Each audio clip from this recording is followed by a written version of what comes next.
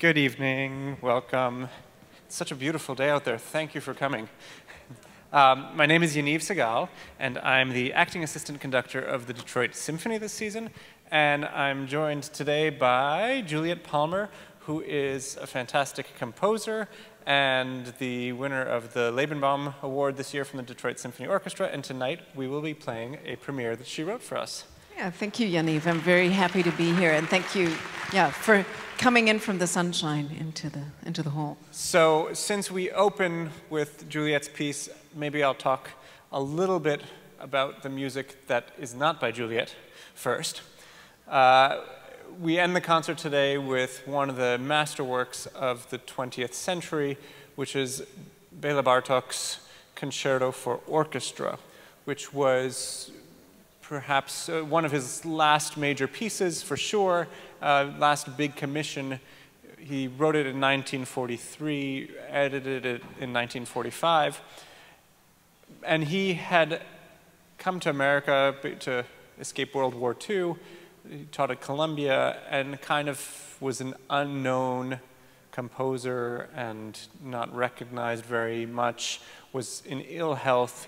And this commission from Serge Koussevitzky was a major, rekindling for him, and he got re-inspired. And he even wrote part of this work from the hospital bed. So we're very grateful and that this work even exists because it became such an important part of the orchestral repertoire. Bartok's music is influenced, I think, by a few major things in his life. The first is his interest in folk music. And so you have interesting rhythms and melodies that aren't necessarily quoted from folk tunes, but are clearly inspired by that sound world. The tonality of folk music is much more modal. In other words, it doesn't necessarily fall into the major minor kind of stereotypical music, when you think of symphonic music, classical romantic music, and that idiom. And the other thing that is very important for thinking about Bartok's music is the language that he spoke. The language that we speak of as composers affects the cadence of how you talk, but also how you write music. So Italian is very sing-songy, but in Hungarian, the stress of every word falls on the first syllable. And so the rhythm and the jarring nature of some of Bartok's music, I think, can be going back to those qualities of speaking Hungarian and Hungarian, Austro-Hungarian folk music. It's also an important work because of this definition of concerto for orchestra, and what exactly does that mean? Well, there were, a couple hundred years ago, there were concerto grossos, where different sections of the orchestra took turns playing some principal material, passing it back and forth, developing it a bit. But Bartok really makes this work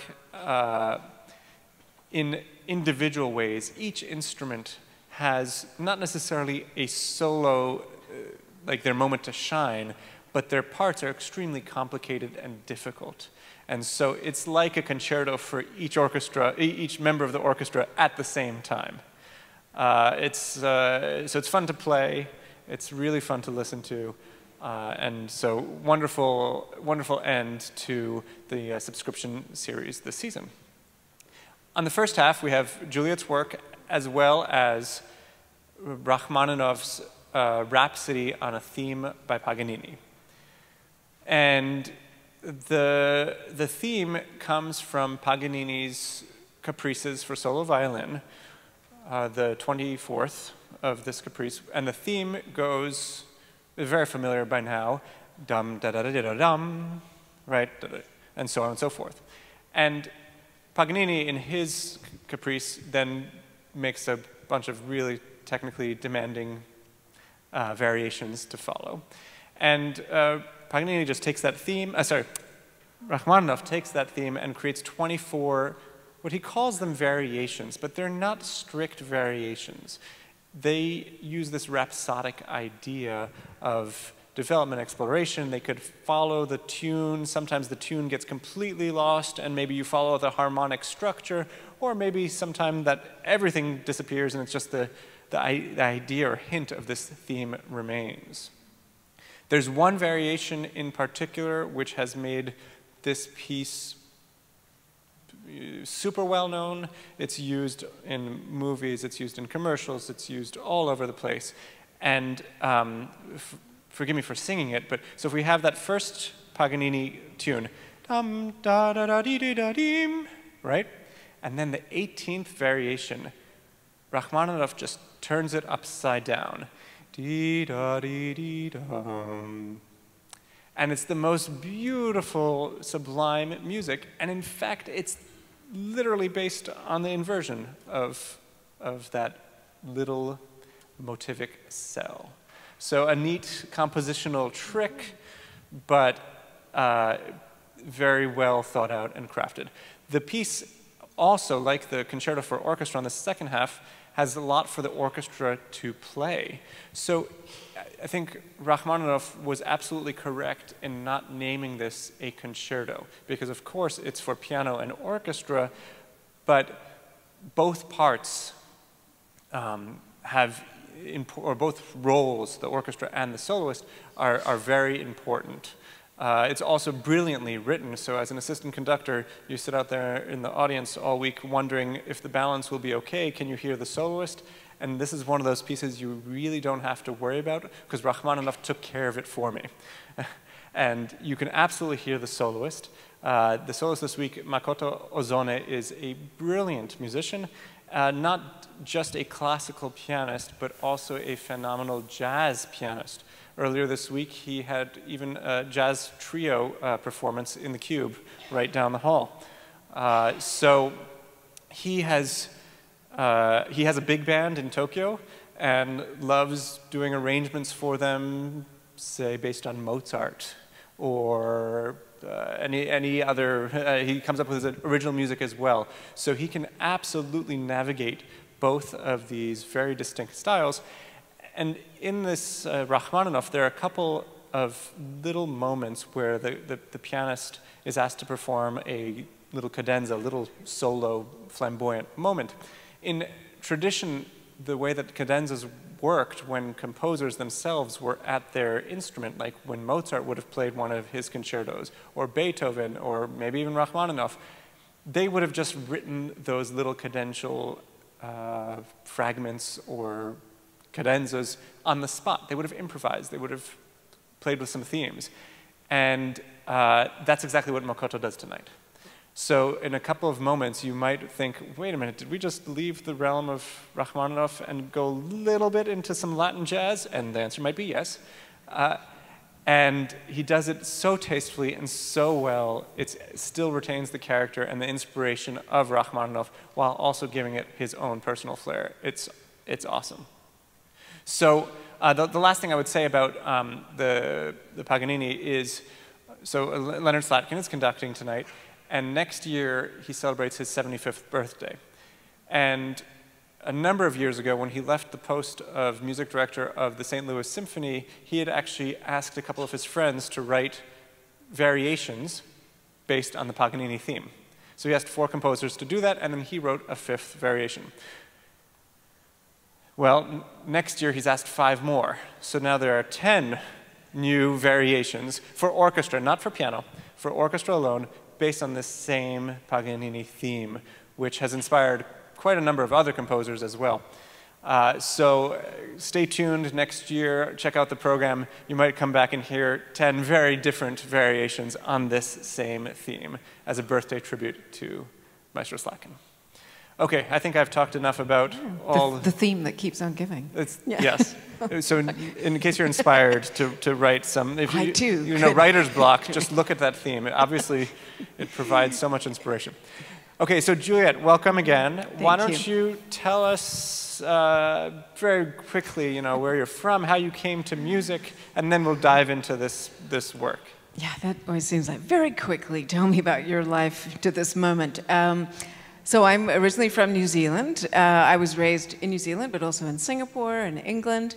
I studied clarinet and composition for my master's in New Zealand, and then I ended up going to New York to work with Meredith Monk, who's a wonderful interdisciplinary artist. And I've been in North America ever since. I live in Toronto, where I make my way as a composer, and I have my own interdisciplinary company. And so, yeah, I've been there about 20 years, and I'm sure you're going to ask me more questions. Well, now you said it. Gaps. Before I ask you about the music, then I have to say you have an interdisciplinary company. What does that mean? Oh, that means it's a platform for interdisciplinary collaboration. And so I, as a composer, get excited about all sorts of things, and then I gather a team. It could be a choreographer, it could be an architect, writer. So obviously that might lead to things that look a bit like opera, and so we've created works in that vein. Often they're really tied to a specific place, a building or an outdoor location, so site-specific work. The most recent project that we're doing, we were in Japan in March on a very remote beach, which picks up a lot of this marine plastic pollution that you read about that's traveling to the North Pacific Gyre. And so it's a lot of fishing gear, and so that material is sort of distressing to see it, but actually has incredible sonic value. So we were there on this beach with traditional Japanese musician and a percussionist, myself, a designer, shooting video, making costumes, improvising, and at the very beginning stage of what will be an interdisciplinary collaboration, looking at these modes of circulation of ideas and of material that happen between communities. There you go. That's an example of what we do. Very cool. So it sounds, well, this is ocean water. Yes. But this piece tonight is called Oil and Water. Yes. Which is connected, because actually plastic comes from oil. Just want to say that. Oh, there you go. So maybe you could tell us how you came up with the genesis of what we're going to hear tonight. Mm-hmm. Okay, so I was very excited to receive this award from the Detroit Symphony, this invitation to create a new work. And here I am in Toronto, and I thought, what's connecting me to Detroit? And the obvious thing is the Great Lakes. And so I thought, I'm going to go with obvious. I'm going to go with water. And at that time, I'd also aware of this very inspiring Ojibwe elder who's since passed away, called Josephine Mandaman, who walked around every single Great Lake as an act of prayer, honoring water as a sacred life force.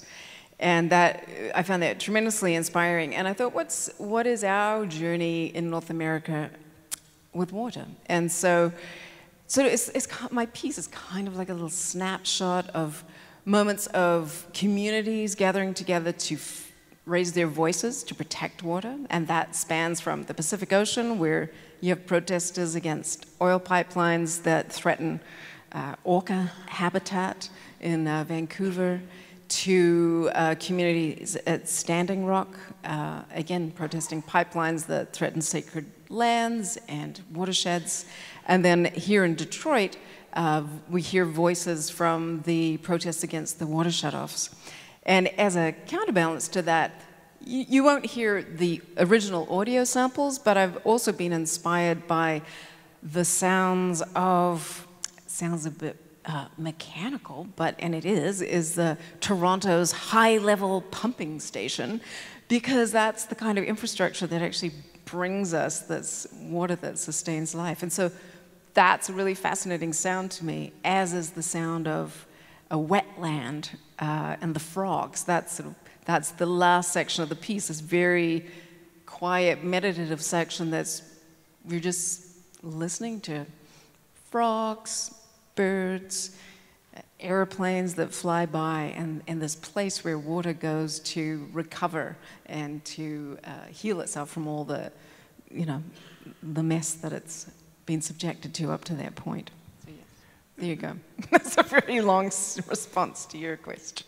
Well, that's good. I mean, you said we're going to hear some of these protests. Did you record some of this yourself? I personally did not, although last night Maestro Slatkin did credit me with running around recording all these, but I found them on the internet and received permission from the various groups. So yes, they're found sounds that I've woven into the piece. Do you mind if we listen to one of them? Feel free. Let's see, Steve, can we have, let's do the third one, because that's actually very relevant to Detroit, I think. Stop the water, shut up! Stop the water, shut up! Stop the water, shut up! What do we do? Fight up, fight back!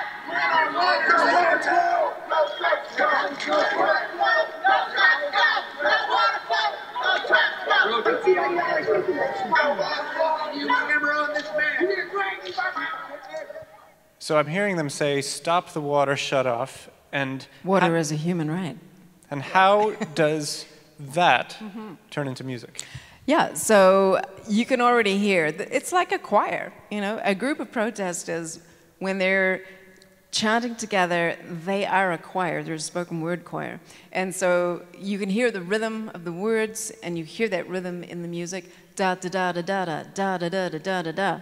That translates into this brass section motif that goes through a certain portion of the piece.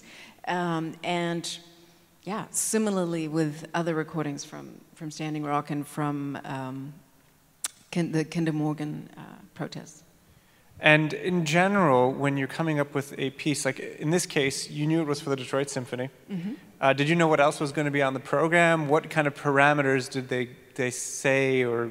Yeah, I did. They did tell me what was going to be on the program, and sometimes I do create pieces that respond to that musical context.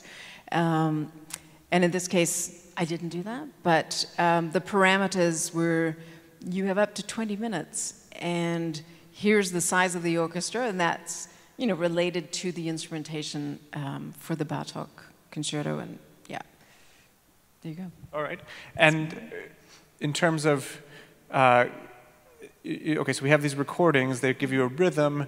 Do they give you also then the architecture for the whole piece, or is there some, what's the process by which you say, okay, I've got 20 minutes, that's kind of scary and daunting to fill, what do I do next?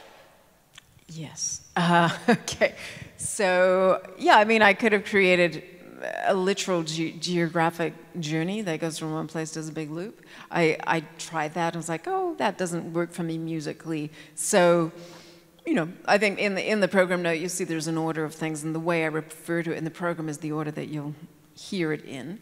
So I'm looking, once I've sort of generated musical material, which is a response to these found sounds, then I let them have their own life. And I mean, the thing is, you can't really translate mechanical sounds or even environmental sounds absolutely accurately into an orchestra. I mean, part of what's exciting is what gets warped and what gets changed and the things that sort of drift in the process of translation. So I like those gaps that happen between the original source and then the final material. And then that gives me room to keep playing and reorganizing things, combining them, finding pitch material from the sound of like a great crash of a tear gas canister. That actually, if you analyze it, it's a whole bunch of notes in there. That can give you a wonderful, very rich chord to play with. So yeah, that's... There are no tear gas canisters being thrown in tonight's performance.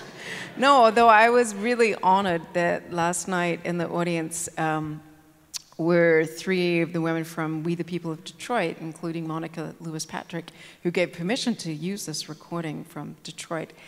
And she said, "Oh, you know, we could have been in the audience actually protesting." I was like, "Yes, that would have been really cool." But that's the next version. We'll have like pop-up choruses. So, in some preparation, it's an intense piece. Thank you. And it's thought-provoking and creative, and very different from certainly different from the Rachmaninoff that follows it, which is very much a showpiece. In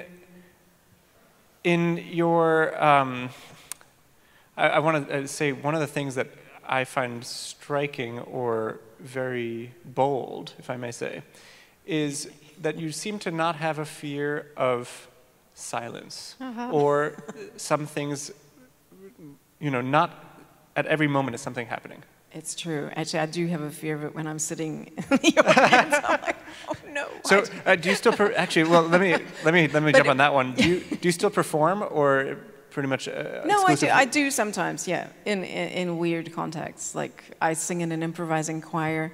That often we do backing for this very experimental Inuit throat singer.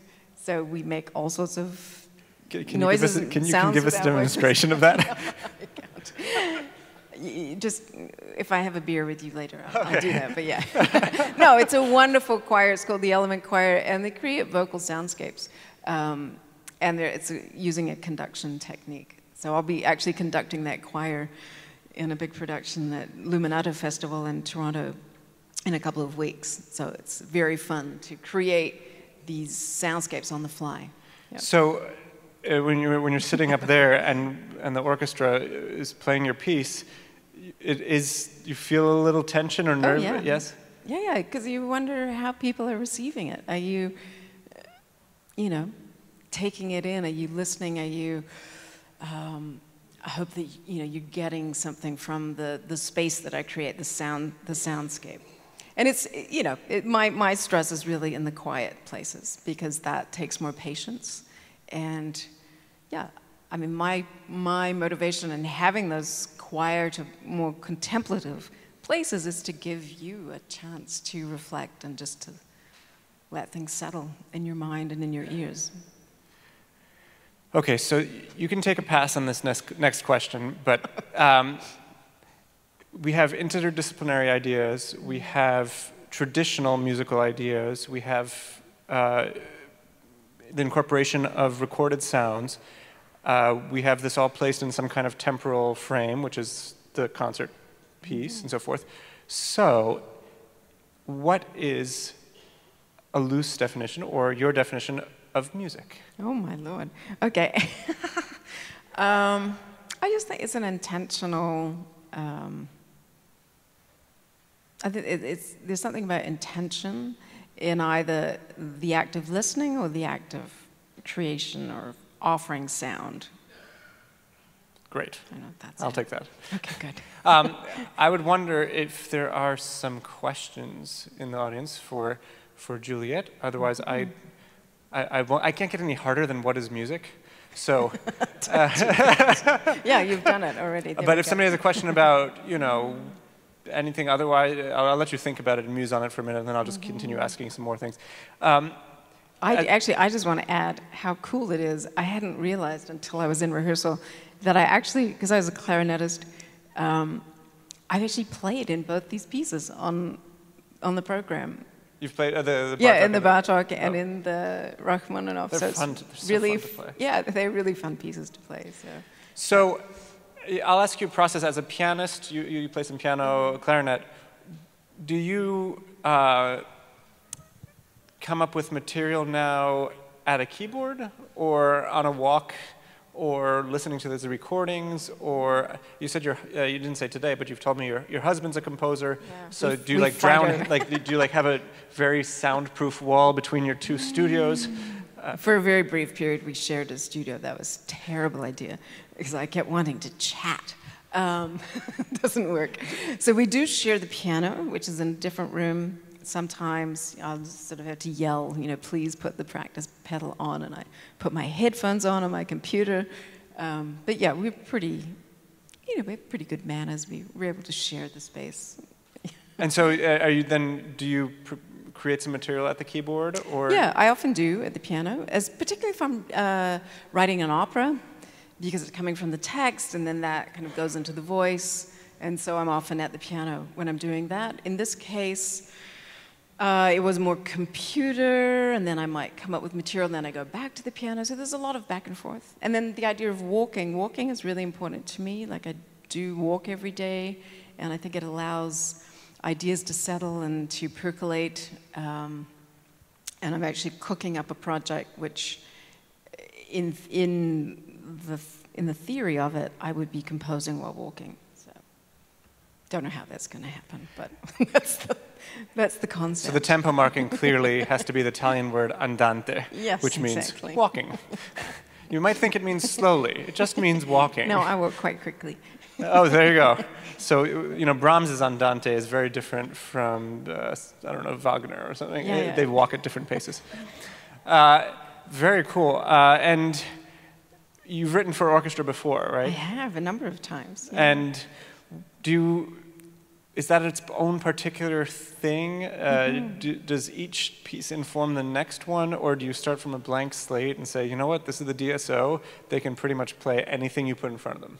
There is that. You're also looking at the culture of the orchestra, the context that you have, like how much rehearsal time will be available to you.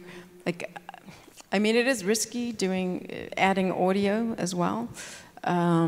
So that's sort of a chance that I took in this context because I knew we had a bit more rehearsal time than usual. Yeah, right now I'm writing a chamber orchestra piece, and then for an orchestra in New Zealand, and the next season I have a piece actually working with Gemma New, who I believe is conducting this orchestra coming up. She'll be on a neighborhood series in July. Yeah, in July. So she's a protege of Leonard Slatkin, and so she's got a sort of mid-sized orchestra, and that piece is actually it is just it's chamber orchestra. Yeah. And back to this fascinating house dynamic. When you write something, do you show it to your husband and say, what do you think of this? Or yeah, is there this kind of back and forth? No, I do. And he's always like, are you sure you're ready? do you really want my feedback? And early in our marriage, I did learn that I didn't want his feedback when I said I did, but actually I just wanted him to say it was fantastic. And so we've navigated that now. So, at first it's fantastic, and then it's like, well... No, I don't bother with it anymore. No, I just wait till I'm ready, and then I actually do want the feedback. And do you teach as well? I don't teach at an institution, but I do often mentor younger composers through different programs, through ensembles, and right now there's a program the Toronto Arts Council has for mentoring newcomer and refugee artists. So I'm mentoring a younger musician from Iran. Yeah. Super.